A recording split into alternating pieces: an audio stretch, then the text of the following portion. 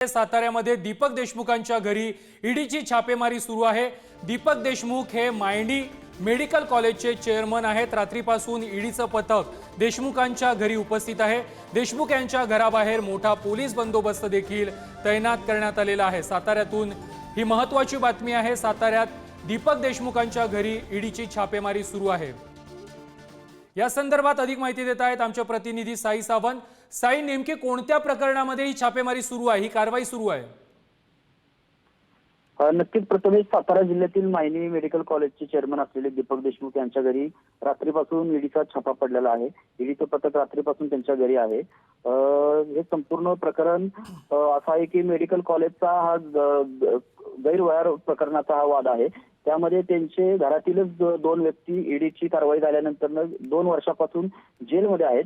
मात्र मायनी येथील मेडिकल कॉलेजमध्ये जो कोरोना काळातील मृत रुग्णांचा जो भ्रष्टाचार केल्याचा आरोप भाजपचे आमदार जयकुमार गोरे यांच्यावर याच दीपक देशमुख यांनी केलेला होता।